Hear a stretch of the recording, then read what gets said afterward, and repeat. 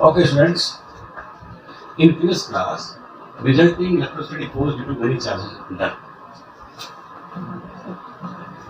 And upon the same, this numerical is to be going on.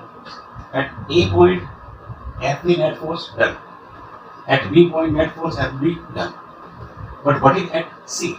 That is left, which was given to EU. Okay. So you will discover C. E, FC.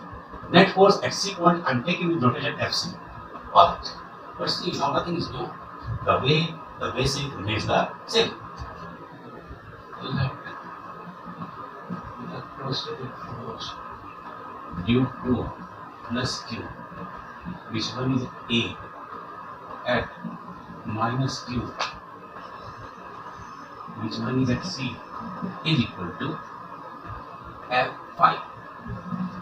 And electrostatic force due to plus Q at B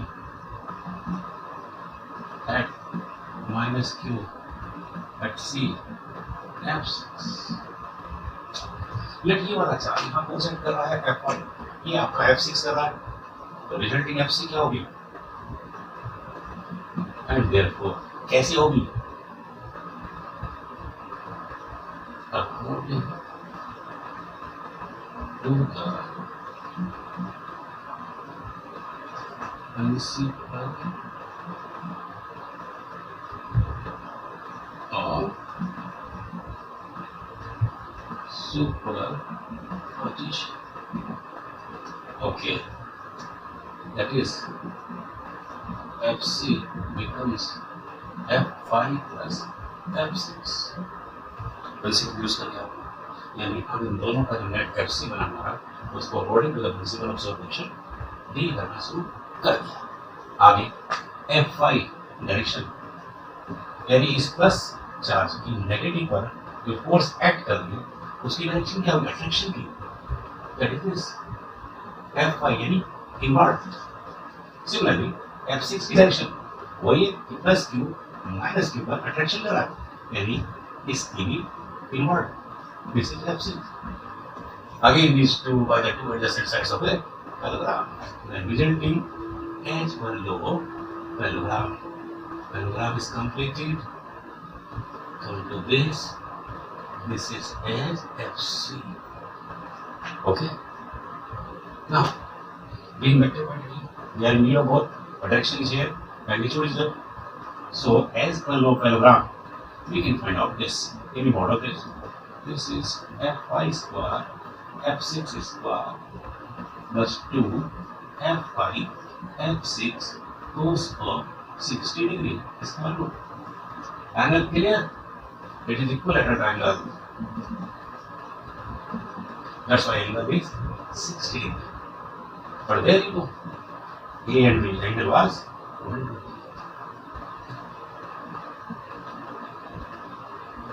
Okay? Where? This F5 equal to F6. यानी value of both is the same. You can realize that F5 इन दोनों के बीच की force, F6 इन दोनों के, and then nothing but it is A, Q1, Q2, Q L square. Minus Q again no, उसका effect rise to में आ गया. And we get our writing it as K Q square by L square as that is F double dash. Okay. ये लीजिए FC का mode आपका आ गया F double dash square plus 2 F double dash and that is cos 60 degree and 1 by 2 square. Okay. 2 F double dash square 2 cancel plus F double dash square यानी 3F double dash square root यानी this is nothing. F double dash square root 3 and double dash is not 0. This is A Q square by L square root 3. This is the mode of FC. यानी ये सब लीजिए बिल्कुल जैसे एक भी पर आपने resulting electrostatic force due to other charges find out किया, ऐसी चीज आपने फाइंड आउट कर लिया.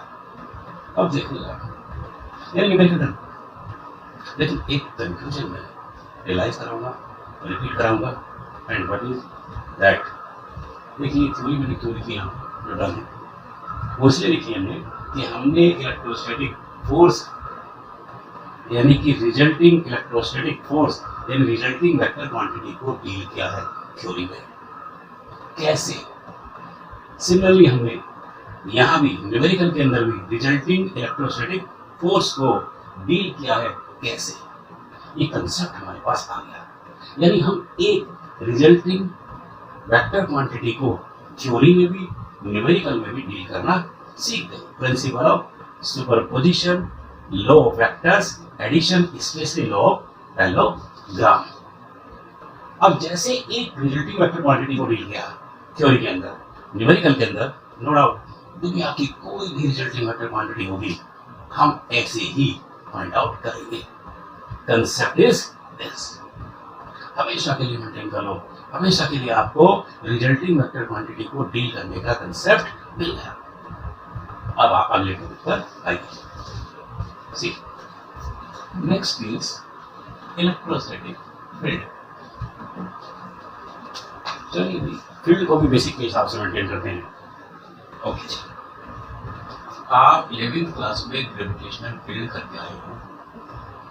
कैसे? ये भी दिया आपकी अर्थ ग्रेविटी। अब इसके अराउंड ये रीजन है और इसमें यहाँ कोई भी यूनिट मास हमने ले लिया सेम है।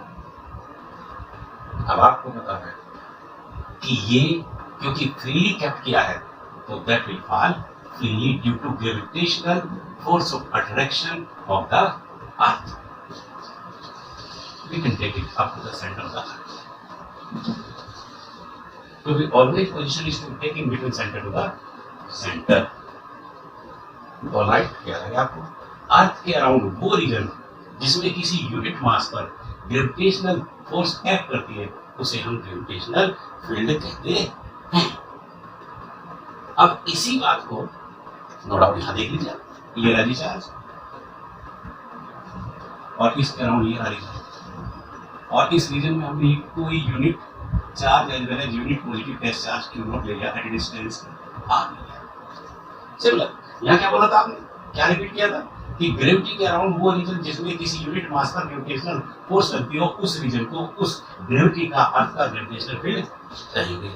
सिमिलर नो डाउट चार्ज के अराउंड वो रीजन जिसमें किसी दूसरे चार्ज पर से यूनिट पॉजिटिव टेस्ट चार्ज पर इलेक्ट्रोस्टैटिक वहां क्या ग्रेविटेशनल फोर्स लगती है या इलेक्ट्रोस्टैटिक फोर्स लगती है तो वो रीजन उस चार्ज का इलेक्ट्रोस्टैटिक फील्ड होगा।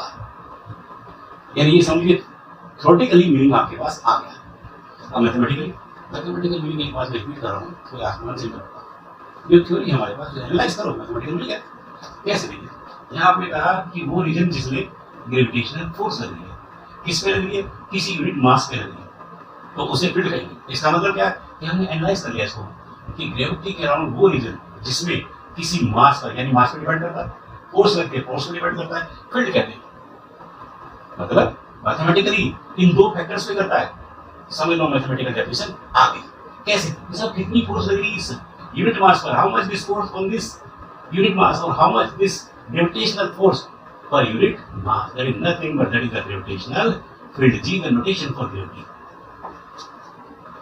ओके मैथमेटिकल डेफिनेशन याद आ गई। सिमिलरली क्लियर यहाँ एनालाइज करो, यानी वो रीजन जिसमें किसी चार्ज पर इलेक्ट्रोस्टैटिक फोर्स लगती है तो इसका मतलब इलेक्ट्रोस्टैटिक फोर्स पर डिपेंड करता है। किस पे? किसी यूनिट टेस्ट चार्ज पे लगती है, इसका मतलब यूनिट टेस्ट चार्ज पे डिपेंड करता है। एक छोटी सी बात याद रखो कि जिस फील्ड की आपने यहाँ बात की है वो फील्ड कहाँ है, इस पर्टिकुलर पॉइंट पे है। साहब कितनी फोर्स पर यूनिट मास इस पॉइंट पर ग्रेविटी एक्ट कर रहा है, मैथमेटिकली ग्रेविटेशनल फील्ड ये है। सिमिलरली ओके तो वो रीजन किसी चार्ज के अराउंड जिसमें किसी दूसरे टेस्ट चार्ज पर यानी कि टेस्ट चार्ज पर डिपेंड करता है, इलेक्ट्रोस्टैटिक फोर्स लगती है फोर्स पर डिपेंड करता है, फील्ड है।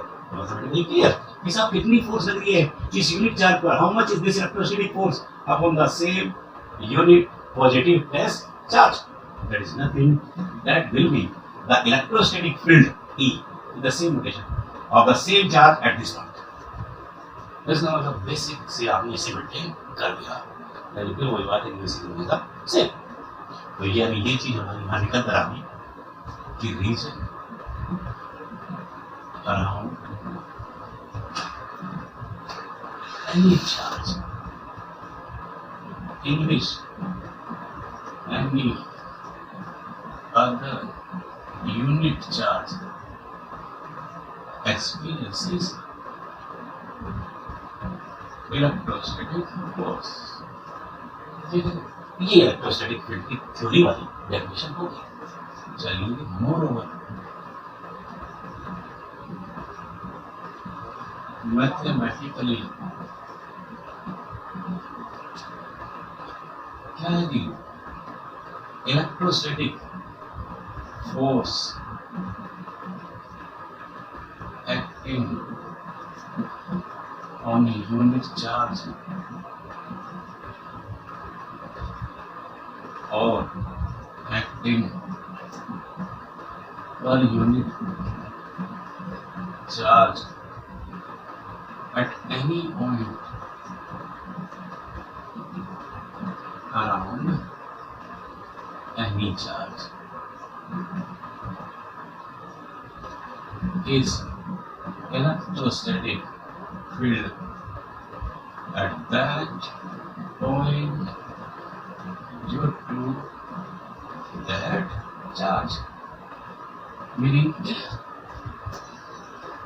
surely the region around any charge in which any other unit charge experiences electrostatic force is nothing electrostatic field. Mathematically, electrostatic force acting on a unit charge or acting per unit charge at any point around any charge is nothing electrostatic field at that point due to that charge, and that is the same. Yani, you see this in E notation. That is F. This by you know very simple सी बात है. Force को depend करता है vector quantity और vector quantity ही होगी. Now इस situation को अगर हम ले तो इसको सिंपलीफाई कर सकते हैं. कैसे? ये जो F हमें दिख रहा है कुछ नहीं है. This is 1/4 epsilon naught Q naught Coulomb's law divided by R cube mod into vector R. मतलब electric field clear. That is 1/4 epsilon naught Q naught by R cube mod vector R divided by Q naught. तो आपका ये unit positive test charge हमने लिया है ये खत्म. क्या बचा हमारे पास? ये बचा. This is 1/4 epsilon naught Q divided by R cube mod into vector R. यानी इस चार्ज का इस चार्ज का इसके अराउंड इस पॉइंट पे इलेक्ट्रोस्टैटिक फील्ड ये होगा. देन अब वो कितनी बढ़िया बात. अगर आप हल्का सा सोचो कि फोर्स के अंदर क्या होता है. पेयर ऑफ चार्जेस यानी टू चार्जेस. लेकिन अगर हम फील्ड की बात करते हैं तो देखिए टेस्ट चार्ज हमारा क्या था. ये टेस्ट चार्ज कैंसिल आउट. सिर्फ चार्ज अकेला बचा. यानी फील्ड के अंदर अकेला सिंगल चार्ज होता है. यानी फील्ड ऑलवेज सिंगल चार्ज का ही होगा. फोर्स के लिए यू सी 2 और मोर देन 2 चार्जेस. लेकिन फील्ड अकेले चार्ज का होगा.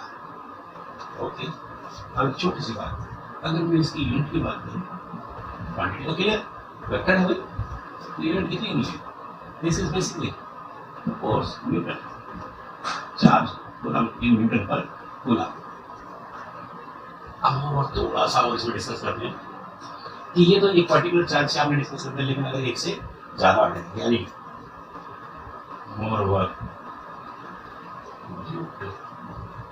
Capital N charges. देखो ये मेरा जी मैंने क्यों ले लिया. मेरा मैंने क्यों ले लिया. मेरा मैंने क्यों 3 लिया एंड सो. और अब ये इनके इन्फ्लुएंस में मैंने ये कोई पॉइंट ले लिया.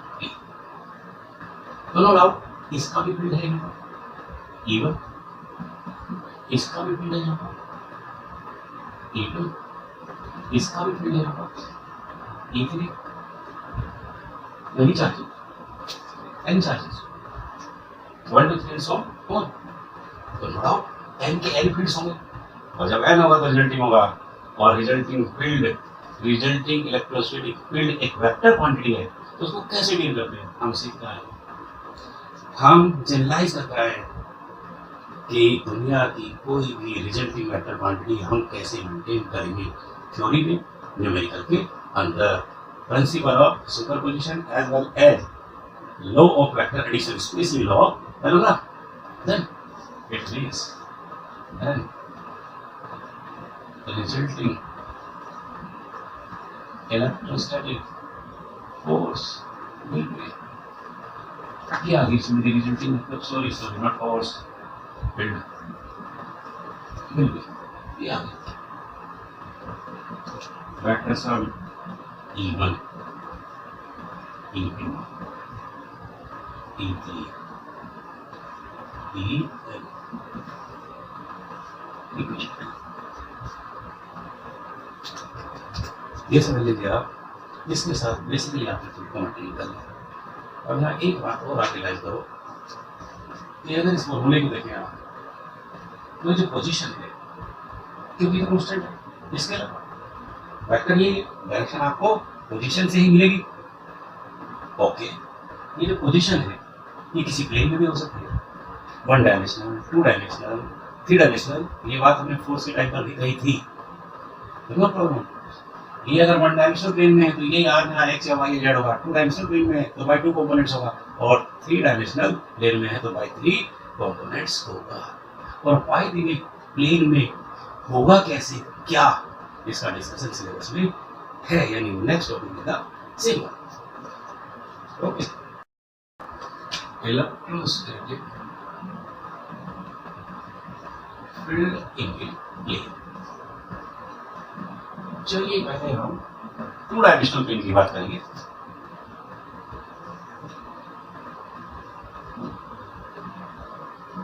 एक्स वाई ओरिजिन और ओरिजिन पे बाय द वे चार्जेस अब अराउंड इट इस 2 डायमेंशनल प्लेन में आपने कोई पॉइंट P ले लिया मेरा जिसकी पोजीशन वेक्टर R है। लेकिन ये P की 2 डायमेंशनल प्लेन में तो इसके पास 2 कंपोनेंट्स होंगे 2 कोऑर्डिनेट्स होंगे से x y। हमें जरूरत पड़ेगी unit vectors along x axis i cap j cap होते हुए ओके। अब आते हैं यानी सिचुएशन हमारे सामने है पहले 2D की ले लिया आपने यानी हमें 2 डायमेंशनल प्लेन के अंदर चार्ज q का इस पॉइंट पर इलेक्ट्रोस्टैटिक फील्ड डिस्कस करना है। वेरी सिंपल क्योंकि बेसिक हमारे पास है बस। अब तो ये है कि 2 डायमेंशनल प्लेन में एक्सप्लेन कैसे होगा बाय 2 कंपोनेंट्स। अब बाय 2 कंपोनेंट्स कैसे जी देखिए as basic no doubt electrostatic field at point P में बेसिकली चलेंगे ये आ गई P पर आपका इलेक्ट्रोस्टैटिक फील्ड इस चार्ज q का ये है vector notation 1 by 4 pi epsilon naught this is q divided by r cube mod into vector r। Same question का अब इसी बात है कि भाई हमें तो नो डाउट 2D के अंदर इसे बाय 2 कंपोनेंट्स करना है।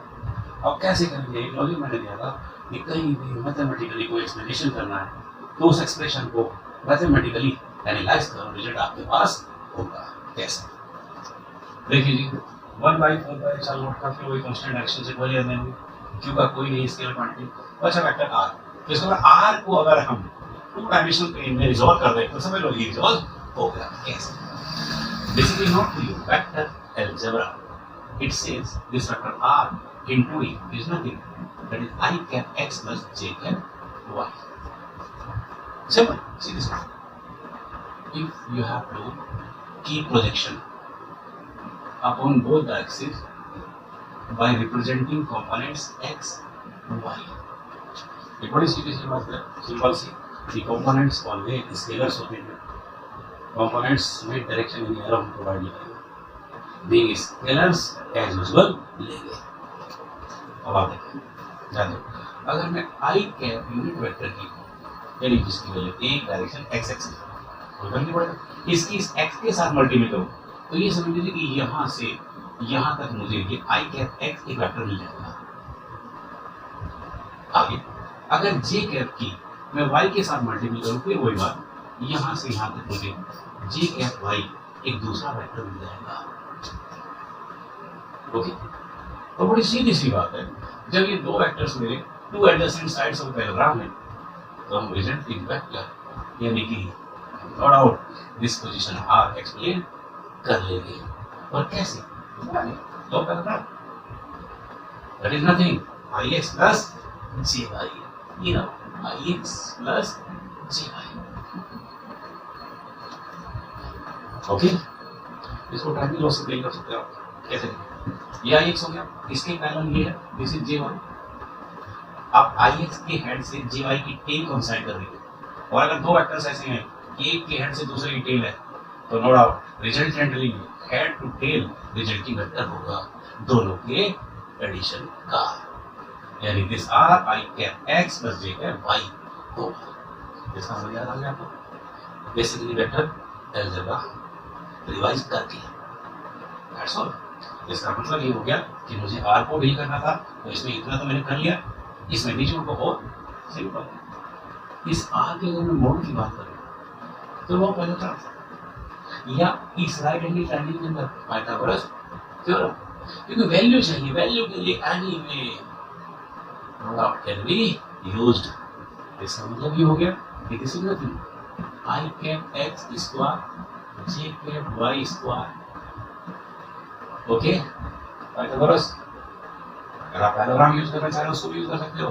जी, two I cap X J cap Y cos angle क्या है 90 डिग्री स्क्वायर रूट खत्म, cos 90 क्या बचा i cap square x square j cap square y square square root, और स्क्वायर बनती है वैल्यू वाली, और वैल्यू यूनिट वेक्टर की क्या है 1 है, i कैप स्क्वायर भी 1 j कैप स्क्वायर भी 1, अल्टीमेटली क्या है this is x square plus y square. थोड़ी सीधी सी बात है, मुझे आंसर चाहिए नहीं, वैल्यू चाहिए तो पाइथागोरस लगाओ, ये वैल्यू x y यानी x square y square root के साथ है।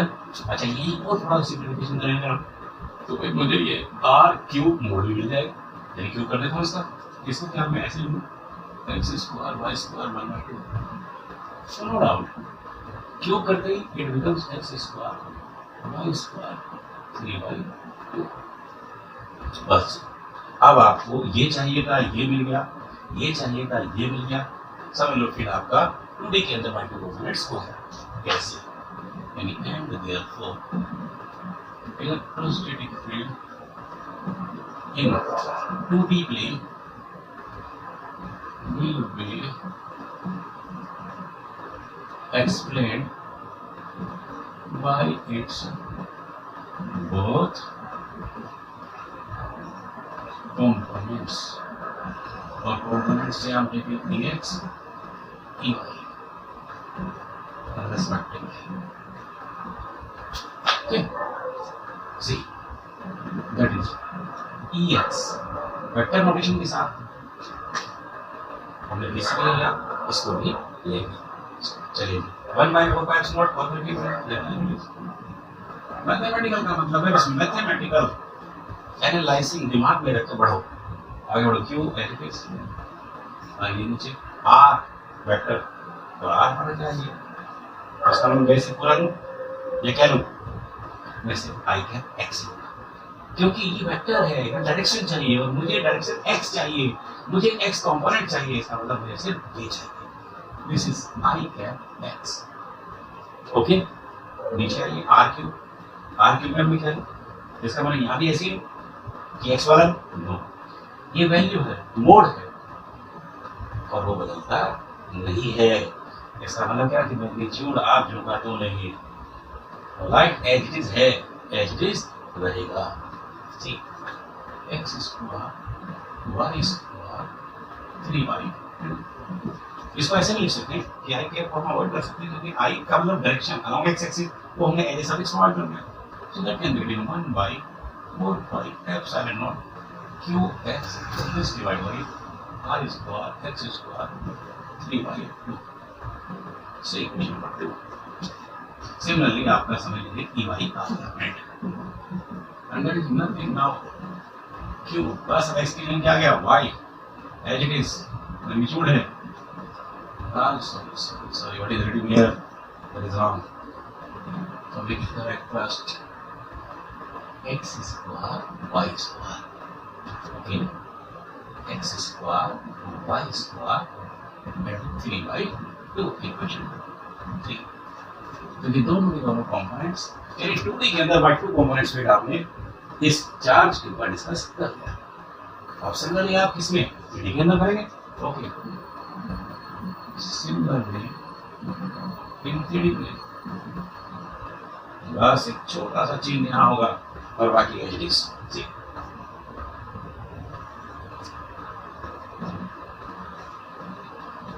This is x y z ये जहाँ जहाँ पे क्यों हो गया यूनिट वेक्टर i है j है अब एक एक्सिस बढ़ गया यूनिट वेक्टर बढ़ गया k है ये लीजिए पोजीशन आपकी point p this is r क्योंकि एक कंपोनेंट बढ़ गया एक कोऑर्डिनेट है जो है कंपोनेंट बढ़ जाएगा x y पहले थे अब z भी आ गया वैसे वैसे ओके तो सिमिलरली परसों करते हैं okay this vector r I can x j plus y plus k f z realize करो यहाँ 2 थे कंपोनेंट्स तो वेक्टर सम 2 का हो गया यहाँ 3 है तो तीसरा और ऐड हो गया आगे बढ़िए r cube mode x square y square z square 3/2 यहाँ x स्क्वायर y स्क्वायर 3/2 तो यहाँ तीसरा कंपोनेंट हो गया z square 3/2 okay and therefore in 3D electric field will be explained only its 3 components so x E y and E z right yes here is okay and therefore in 3D electric field will be explained by its 3 components this and that chaliye ex this is nothing 1/4 pi epsilon naught qx यहाँ तक से लेकिन नीचे क्या होगा ये होगा 2 components वाला यहाँ पर 3 कंपोनेंट्स वाला and this will be x square y square z square 3/2 से equation 4 e y ex 1/4 pi epsilon naught qy divided by x square y square z square 3/2 equation 5 and finally Ez that will be 1/4 pi epsilon naught qz this divided by x square y square z square 3/2 equation 6 तो like that आपने 3D plane के अंदर भी by 3 components इस particular charge का इस point पर फिर एक्सप्लेन कर दिया यानी field in a plane topic done next alright जिस इलेक्ट्रिक फील्ड की अभी हमने बात की उसका हम ज्योमेट्रिकल रिप्रेजेंटेशन देंगे और वो होता है electric field line geometry line तो next is the same topic that is electric fields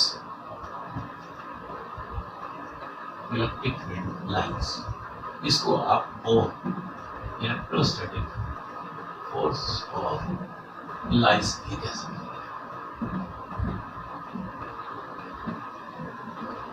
electric field lines और इलेक्ट्रोस्टैटिक फोर्स ऑफ लाइंस चलिए क्या है ज्योमेट्रिकल रिप्रेजेंटेशन सिंपल ये रही पर्टिकुलर चार्ज मैंने ले लिया अब देखिए इसके अराउंड ये मैंने एक इमेजनरी कार्ड लाइन ड्रॉ किया, ये हमने एक इमेजिनरी कार्ड लाइन ड्रॉ किया। इमेजिनरी कार्ड में क्यों यूज कर रहा हूँ? वो इसलिए कर रहा हूँ कि चार्ज जो है प्रैक्टिकली नॉट सेम, कि जो भी कुछ चल रहा है हाइपोथेटिकल है, बट राइट है। ओके, आगे अब देखिए इस लाइन को हमने डिफरेंट पॉइंट्स ले लिए, से नंबर 1, से नंबर 2, से नंबर 3, से नंबर 4। Okay, geometrical points. अब इस चार्ज का इन पॉइंट्स पर फील्ड होगा, यस होगा। से मैं कहता हूँ इसका यहाँ पर फील्ड हो रहा है E1, और यहाँ पर इसका फील्ड है E2, और यहाँ इसका फील्ड मिल रहा है मुझे E3, और यहाँ मुझे इसका फील्ड मिल रहा है E4, ठीक है। अब जिन पॉइंट्स पर हमने इन फील्ड्स को रिप्रेजेंट किया, वही मैंने टेंजेंट भी लिया। Okay, the tangent is here, the tangent is taken, tangent is taken. Okay, tangent is taken.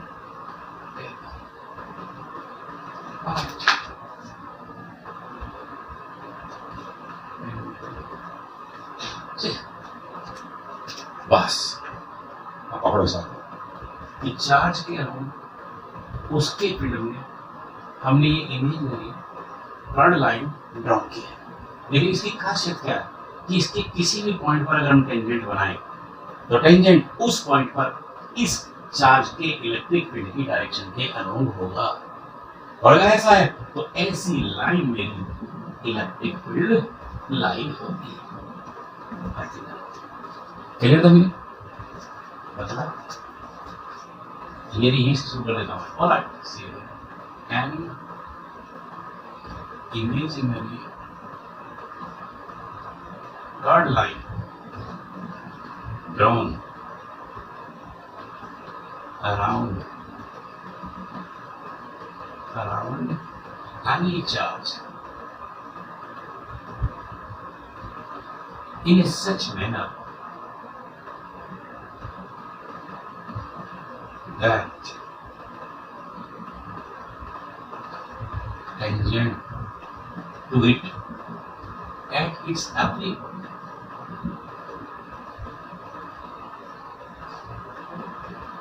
is along the direction of electric field at that point due to that charge. ये देखिए definition meaning निकलता आ गया। An imaginary curved line drawn around any charge in such manner that tangent to it at its every point is along the direction of the electric field at that point due to that charge. Okay, charge के around ये imaginary curve line draw की है, लेकिन condition क्या है कि किसी भी पॉइंट पर टेंजेंट ले और वो उस पॉइंट पर उस चार्ज की इलेक्ट्रिक फील्ड की डायरेक्शन के अराउंड हो, तो वो लाइन इलेक्ट्रिक फील्ड लाइन होगी। ओके, मोर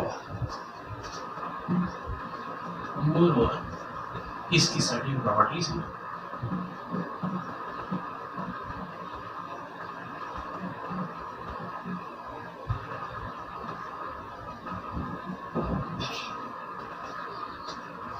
अब कैसे मीन्स प्लीज सी मीनिंग हमारे पास आ गया, सीक्वेंस बन चुकी है। अब मोर ओवर इसकी कुछ प्रॉपर्टीज हैं, तो वो सर्टेन प्रॉपर्टीज कैसी हैं, उन प्रॉपर्टीज को हम वन बाय वन डिस्कस कर लेते हैं। First, electric field line starts from positive charge and ends at negative charge. देखिए फॉर एग्जाम्पल ये मैंने ले लिया चार्ज प्लस की, ओके,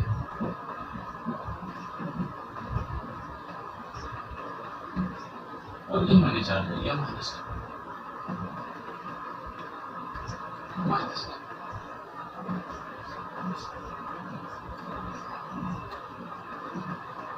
बट एरो की डायरेक्शन बदल गई। चलिए ऐसे देखिए, ये मैंने प्लस क्यू ले लिया, ये मैंने प्लस क्यू भी ले लिया, ठीक है। सो मोर आउट,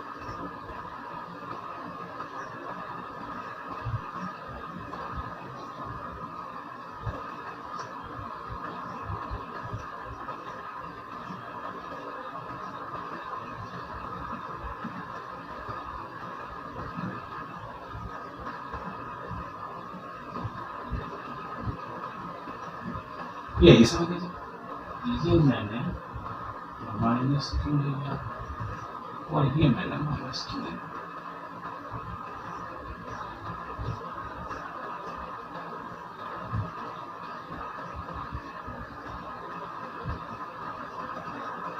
डायरेक्शन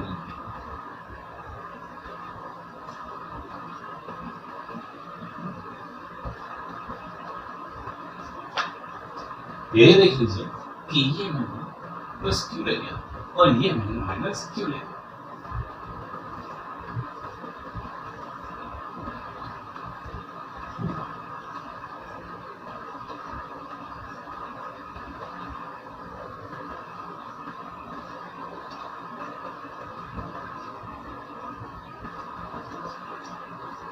चलो प्रॉपर्टी फर्स्ट वन में समझना क्या है।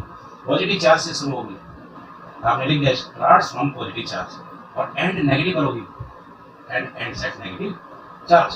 तो देखिए पॉजिटिव से निकल गया, नेगेटिव पर आ रही है। लेकिन अगर मैं ऐसी सीक्वेंस में, फिर वही बात है, पॉजिटिव से निकल गया, ठीक है, ये भी पॉजिटिव। लेकिन यहाँ एक खास बात है कि यहाँ बीच में जाके ये आगे नहीं बढ़ गया, यहाँ कहीं एक नल पोजिशन आ गई, क्योंकि ये पॉजिटिव है दोनों, ये रिपेल कर दिया, रिपेल। ओके, तो यहाँ एक सिचुएशन ऐसी क्रिएट हुई है कि जहाँ कोई भी फील्ड नहीं होगा, ये नल पोजीशन हो गया। ऐसे यहाँ नेगेटिव, ये नेगेटिव पर जा रहे हैं, लेकिन यहाँ भी बीच में क्या है कि एक रीजन ऐसा होगा कि जहाँ इन्फ्लुएंस होगा ही, इन्फ्लुएंस यानी कोई फील्ड एग्जिस्ट नहीं करेगा, यानी ये भी न्यूट्रल पॉइंट वाली सिचुएशन है। लेकिन यहाँ आपका क्या है कि पॉजिटिव से नेगेटिव जा रही है, इसका मतलब first property clear. Second property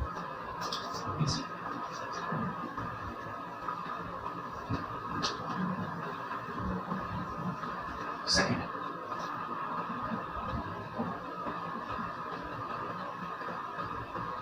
no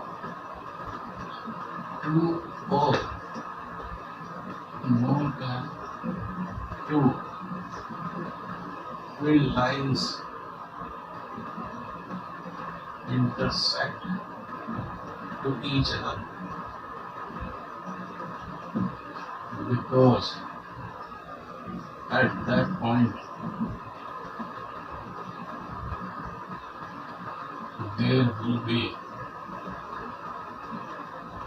two or more than two directions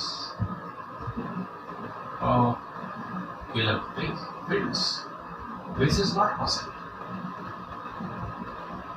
Not possible. Okay, समझो क्या है इसमें।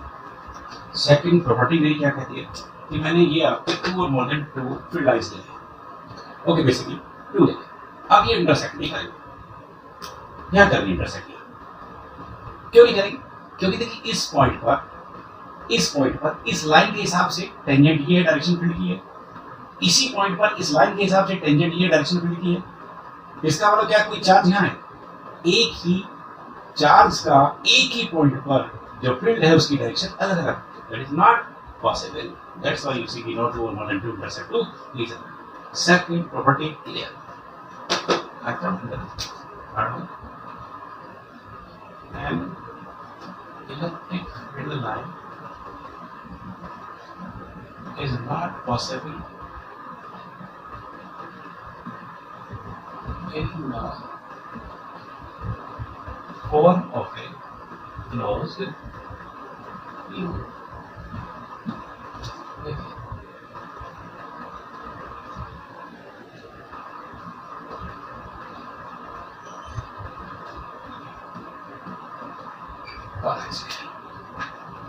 देखो third one, an electric field line is not possible in the form of closed loop.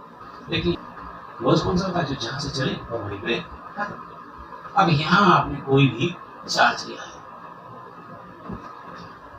Okay, तो क्या इस charge की इस क्लोज लूप की फॉर्म में इलेक्ट्रिक फील्ड लाइन हो सकती है, लाइक दिस हो सकती है? नो। कि अगर ये पॉजिटिव होता तो फील्ड लाइन यहां से निकलती, इधर भी, लेकिन क्या देख रहा हूं मैं कि यार इस तरफ तो निकली, इस तरफ आ रही है। अगर नेगेटिव होता तो फील्ड लाइन यहां पर आती, तो हम क्या देख रहे, देखिए इसी हियर कि यहां से भी निकल रही है, okay, this arrow is drawn by I want to make it correct. See जहां से चले वहीं आ गए। अब नेगेटिव अगर होता तो नेगेटिव पर फील्ड लाइंस आती है, एंड होंगी तो इसका मतलब क्या है, ये तो एंड हो रही है, लेकिन ये तो नहीं, ये तो निकल रही है, तो इसका मतलब क्या होगा कि इन दोनों की दोनों फील्ड लाइंस ने जो लूप बनाया है वो किसी भी चार्ज के लिए पॉसिबल नहीं होगा, यानी close loop by the same field lines is not possible. Next, ये आपका पॉजिटिव भी हो सकता है और negative, but no problem. Fourth, closely packed electric field lines, strong electric field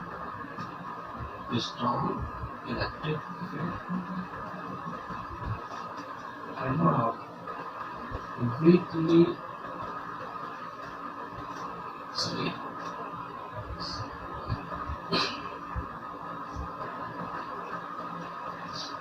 widely separated electric field lines represent weak electricity field। यानी अगर मैं बात इसकी करूं तो फील्ड लाइंस मेरी ऐसी है,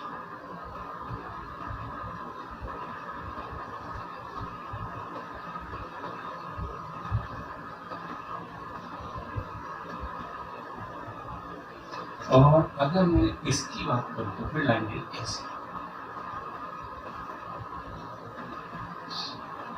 सिंपल, ओके। अगर फील्ड लाइंस पास में closely packed electric field lines ले रहे हैं तो वो स्ट्रॉन्ग इलेक्ट्रिक फील्ड रिप्रेजेंट करेंगे, क्योंकि वहां स्ट्रॉन्ग इन्फ्लुएंस होगा। लेकिन अगर ये वाइडली सेपरेटेड है, दूर है, तो ये वीक इलेक्ट्रिक फील्ड रिप्रेजेंट करेंगे। Next, and next one is the last one, that is the field property, and that is electric field lines are always drawn normal to the surface of a charged body। क्या है last property आपकी? Electric field lines are always normal to the surface of a charged body. ये body आपकी, that body is a charged body. अब इससे अगर electric field line को generate करें तो नो कैसे, ये नॉर्मली ड्रॉन होगी, ये ऐसे 90 डिग्री पर, देन रिटर्न होगी, ये 90 डिग्री, देन रिटर्न होगी, ओके। तो लाइक दैट बेसिकली प्रॉपर्टीज आपने करनी। With the same I would like to say कि electric field line with its properties or, and there I would like to say that the one thing that you will keep it, because आगे चल के हम magnetic field lines करेंगे और फिर वही बात कहूँगा कि basically is the same, analyse कराएंगे उसे क्या। चलिए, with the same electric field line and its properties over, topic is finished। Now next, in the next class, subscribe करिए, लाइक करिए, शेयर करिए, थैंक यू।